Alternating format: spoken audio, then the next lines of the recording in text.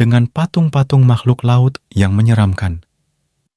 Mereka merasa ada yang mengawasi mereka dari balik tembok. Raka adalah seorang mahasiswa yang penasaran dengan rumah gurita, sebuah rumah yang memiliki patung gurita raksasa di atapnya. Rumah itu terletak di Kecamatan Sukajadi, Bandung, dan sering dikabarkan sebagai tempat pemujaan setan. Raka ingin membuktikan sendiri apakah rumor itu benar atau tidak. Suatu malam, ia menyelinap masuk ke rumah itu bersama temannya, Rani. Mereka membawa senter, kamera, dan alat pendeteksi hantu. Mereka berjalan menyusuri lorong-lorong gelap yang penuh. "Raka, aku takut. Ayo kita pulang saja," bisik Rani. "Tenang, Rani. Kita sudah sampai di sini. Kita harus menyelesaikan misi kita. Ayo kita naik ke lantai atas. Katanya di sana ada kamar rahasia yang berisi bukti-bukti pemujaan setan," kata Raka. Mereka berdua naik tangga yang berderit dan sampai di lantai atas. Mereka melihat sebuah pintu yang terkunci dengan rantai dan gembok. Raka mengeluarkan obeng dari tasnya dan mulai membuka gembok itu. "Berhasil," seru Raka. Ia membuka pintu itu dan menyalakan senter. Ia terkejut melihat apa yang ada di dalam kamar itu. Di tengah-tengah kamar itu, ada sebuah altar yang berisi lilin, buku, dan simbol-simbol aneh. Di dinding, ada tulisan-tulisan yang berwarna merah seperti darah. Di atas altar, ada sebuah patung gurita yang lebih kecil dari yang ada di atap rumah. Patung itu memiliki mata yang berkilauan. "Wow, ini dia kamar rahasia yang kita cari. Ayo kita foto-foto sebagai bukti," kata Raka. Ia mengambil kamera dari tasnya dan mulai mengambil gambar. "Tunggu, Raka. Aku merasa ada yang tidak beres. Aku merasa ada yang salah dengan patung gurita itu. Aku merasa ia sedang menatap kita," kata Rani. "Ah, kamu terlalu takut. Itu hanya patung kok. Lagi pula, kita sudah berhasil menemukan apa yang kita cari. Ayo kita pergi sebelum ada yang datang," kata Raka. Raka memasukkan kamera ke dalam tasnya dan berbalik untuk keluar dari kamar itu. Namun, ia terkejut melihat pintu itu sudah tertutup rapat. Ia mencoba membuka pintu itu, tapi gagal. Ia merasa ada yang mendorong pintu itu dari luar. "Rani, pintu ini terkunci. Ada yang mengunci kita di sini," kata Raka. "Apa? Bagaimana bisa? Siapa yang melakukannya?" tanya Rani. "Tidak tahu. Mungkin ada orang lain yang ada di rumah ini. Mungkin pemilik rumah atau anggota sekte sesat. Apapun itu, kita harus segera keluar dari sini. Ayo kita cari jendela atau lubang lain untuk keluar," kata Raka. Mereka berdua mencari-cari jalan keluar, tapi tidak menemukan apa-apa.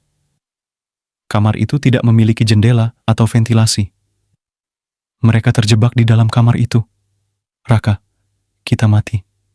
Kita tidak bisa keluar dari sini. Kita akan menjadi korban pemujaan setan. Mungkin mereka akan mengorbankan kita kepada gurita itu," kata Rani. "Jangan bicara begitu, Rani. Kita masih punya harapan. Kita bisa minta tolong dengan berteriak. Mungkin ada orang yang mendengar kita," kata Raka. Raka mulai berteriak meminta tolong. Ia berharap ada orang yang mendengar suaranya. Namun, yang ia dengar hanyalah suara gema dari kamar itu. Tidak ada jawaban dari luar. "Raka, berhenti. Tidak ada gunanya. Tidak ada yang mendengar kita. Kita sendirian di sini. Kita hanya berdua dengan patung gurita itu," kata Rani. Rani menunjuk ke arah altar. Raka menoleh dan melihat patung gurita itu. Ia merasa ada yang berubah dengan patung itu. Ia merasa patung itu menjadi lebih besar dan lebih hidup. Ia merasa patung itu sedang menggerakkan tentakelnya. "Rani, apa yang terjadi dengan patung itu? Apakah kamu melihat apa yang aku lihat?" tanya Raka. "Ya, Raka, aku melihatnya. Patung itu bergerak. Patung itu hidup. Patung itu ingin membunuh kita," jawab Rani. Mereka berdua berteriak ketakutan. Mereka mencoba lari dari patung itu, tapi sudah terlambat. Patung itu meluncurkan tentakelnya dan menangkap mereka berdua.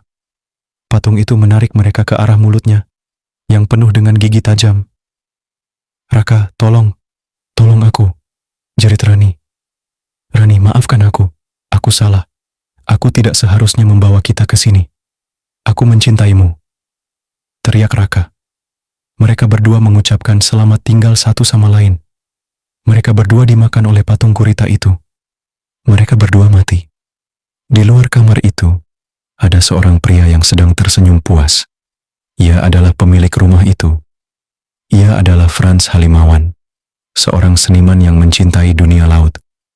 Ia adalah pencipta patung gurita itu. Ia adalah pemimpin sekte sesat itu.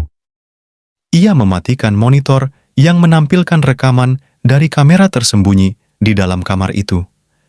Ia mengambil buku yang berisi daftar nama korban yang sudah dimakan oleh patung gurita itu. Ia menambahkan 2 nama baru di akhir daftar itu. Ia menutup buku itu dan meletakkannya di atas altar. Ia berjalan menuju patung gurita itu dan menyentuhnya dengan lembut.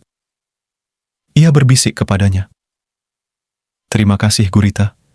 Kamu sudah memberiku makanan yang lezat.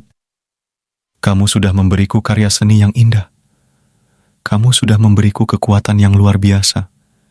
Kamu adalah temanku. Kamu adalah Tuhanku." Ia tersenyum dan tertawa. Ia gila.